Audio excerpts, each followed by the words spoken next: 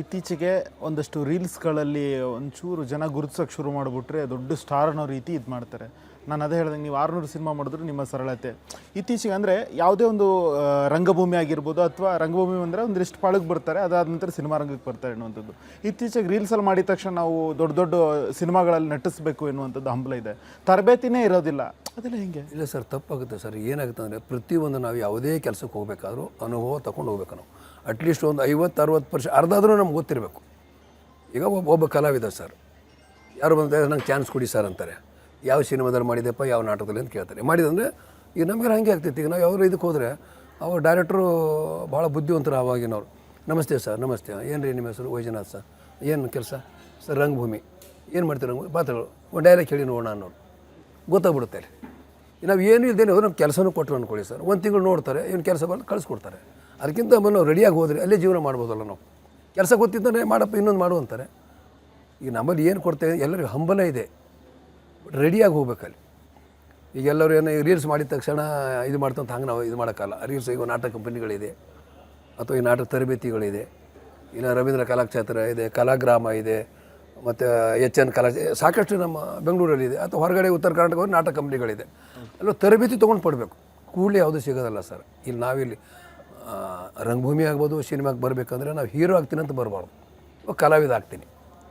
ಕಲಾವಿದ ಆದಮೇಲೆ ಹೀರೋ ಆಗಬೇಕು. ನೋಡಿ ಸರ್, ನಾನು 71ನೇ ಇಸ್ವಿಗೆ ಹೀರೋ ಪಾತ್ರ ಮಾಡಿದೆ, 90 ಬಿಡಿ ಮನಿ ನಡಿ ಅಂತೇಳಿ. 60 ದಿನ ಹೋಯ್ತು. ಅಂದರೆ ಕಲಾವಿದ ಪರಿಪಕ್ವ ಆಗಬೇಕಲ್ಲ ಸರ್. ಈಗ ಡೈರೆಕ್ಟ್ರ್ ಏನು ಹೇಳ್ತಾರೆ, ಆಯಿತು, ಡ್ಯಾನ್ಸ್ ಮಾಸ್ಟರ್ ಏನು ಹೇಳ್ತಾರೆ, ಫೈಟ್ ಮಾಸ್ಟರ್ ಅವ್ರು ಹೇಳಿದ್ದ ನಮ್ಗೆ ಅರ್ಥ ಆಗಬೇಕಲ್ಲ. ಸುಮ್ಮನೆ ನಾವು ಇಲ್ಲೊಂದು ಸಣ್ಣ ಪಾತ್ರ ಮಾಡಿ ಹೋಗಿದ್ರೆ ಫೇಲ್ ಆಗಿಬಿಡ್ತೀವಿ. ಫೇಲಾಗಿ ಮುಂದೆ ಯಾರು ಅವಕಾಶ ಕೊಡೋಲ್ಲ. ಬರೋಲ್ಲ, ನೋಡಿದ್ರಿ ಚೆನ್ನಾಗಿ ಮಾಡಲ್ಲ ಅಂತಾರೆ. ಹಾಗಾಗಿ ನಾವು ರೆಡಿಯಾಗಿ ಹೋದ್ವಿ ಅಂದರೆ ಮಾಡಿದಾರೆ ಸ್ವಲ್ಪ ಮಾಡಿಸ್ಬೋದು, ಒಂದು ಗೊತ್ತಿದೆ ಅವ್ರಿಗೆ ಒಂಚೂರು ನಾವು ಹೇಳಿ ಮಾಡಿಸ್ಬೋದು. ಇದು ಅಂದರೆ ಅಲ್ಲಿ ಏನಾಗುತ್ತೆ, ನಾವು ಹಂಗೆ ಹೋದರೆ ನಮ್ಮ ಜೀವನ ನಾವೇ ಹಾಳು ಮಾಡ್ಕೊಂಡಂಗೆ. ನಿಜ ಸರ್. ಆಮೇಲೆ ಇತ್ತೀಚೆಗೆ ಒಂದು ಗಂಭೀರ ಆರೋಪ ಕೇಳಿ ಬರ್ತಾ ಇದೆ. ನೀವೆಲ್ಲ ಅಂದರೆ ನಿಮ್ಮ ಕಾಲದಲ್ಲಿ ಏನಂತ ಹೇಳಿದ್ರೆ ಕತೆ ಬರೆದ್ಬಿಟ್ಟು ಕಲಾವಿದರು ಹುಡುಕೋರು, ಈ ಪಾತ್ರಕ್ಕೆ ಇವರಾದರೆ ಬೆಟರು ಅಂತ. ಈಗ ಕಲಾವಿದರು ಹುಡುಕಿ ಕತೆ ಬರೆಯೋಕ್ಕೆ ಶುರು ಮಾಡ್ತಾರೆ. ಅಂದರೆ ಹೀರೋಗೋಸ್ಕರನೇ ಕತೆ ಮಾಡುವಂಥದ್ದು, ಅಥವಾ ಡೈರೆಕ್ಟರ್ಗಳ ಡೈರೆಕ್ಟರ್ಗಳೇ ಹೀರೋಗಳನ್ನು ಮಾತು ಕೇಳುವಂಥದ್ದು, ಆ ರೀತಿಯ ಒಂದು ಆರೋಪ ಇದೆ. ಇಲ್ಲ ಸರ್, ಇಲ್ಲಿ ಒಂದೇನಾಗುತ್ತೆ, ಕಲಾವಿದನಾದವನು ಯಾರೇ ಆಗಿರಲಿ ನಿರ್ದೇಶಕ ಹೇಳಿದ್ದು ಕೇಳಬೇಕು. ಕಾರಣ ಏನಂದರೆ, ನಾವು ಕಲಾವಿದರು, ನಾವು ನಾಯಕ ನಟರಾಗ್ಬೋದು, ಕಾಮಿಡಿ ಆಗ್ಬೋದು, ಸೀರಿಯಸ್ ಆಗ್ಬೋದು, ವಿಲನ್ ಆಗ್ಬೋದು. ನಾವು ಡೈರೆಕ್ಟರ್ ಹೇಳಿದಂಗೆ ಯಾಕೆ ಹೇಳ್ತೀವಿ ನಮಗೇನು ಗೊತ್ತಿರೋಲ್ಲ. ನಿರ್ದೇಶಕ ಆಗಲ್ಲ, ಎಲ್ಲ ಆಲ್ರೆಡಿ ಅವ್ರು ಪಿಕ್ಚರ್ ನೋಡಿರ್ತಾರೆ. ಅವರು ಪಿಕ್ಚರ್ನ ಈ ಸೀನ್ ಹಿಂಗೆ ಬಂದರೆ ಚಂದ ನೋಡಿ. ಯಾಕಂದ್ರೆ ನಾವೇನಾಗುತ್ತೆ, ಅವ್ರು ಹೇಳಿದ್ದನ್ನು ನಾವು ಕೇಳಿದೆವು ಅಂದರೆ ಕರೆಕ್ಟಾಗಿ ಒಂದು ಲೆಕ್ಕಾಚಾರ ಇರುತ್ತೆ. ಆದರೆ ನಾವೇನಾದರೂ ಹಾಗೆ ಹಿಂಗೆ ಅಂದರೆ ಏನಾಗುತ್ತೆ, ಅವ್ರು ಹೇಳಿ ಒಳ್ಳೇದಿರ್ಬೋದು, ನಾವು ಹೇಳಿದ್ದು ಏನಾದರೂ ಹಂಗಿತ್ತು ಅಂದರೆ ನಮ್ಮ ಜೀವನಕ್ಕೆ ಹೊಡ್ತಲ್ಲ ಅದು.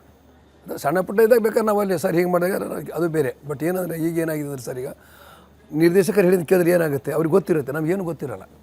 ಹಿಂದೆ ಏನಾಗಿದೆ ಅವ್ರಿಗೆ ಗೊತ್ತಿರೋದು, ನಮಗೇನು ಗೊತ್ತಿರಲ್ಲ. ಈಗ ನಾವು ನಿರ್ದೇಶಕರು ಹೇಳಿದ ಕೇಳಿದ್ರೆ ನಮಗೆ ಲಾಭ.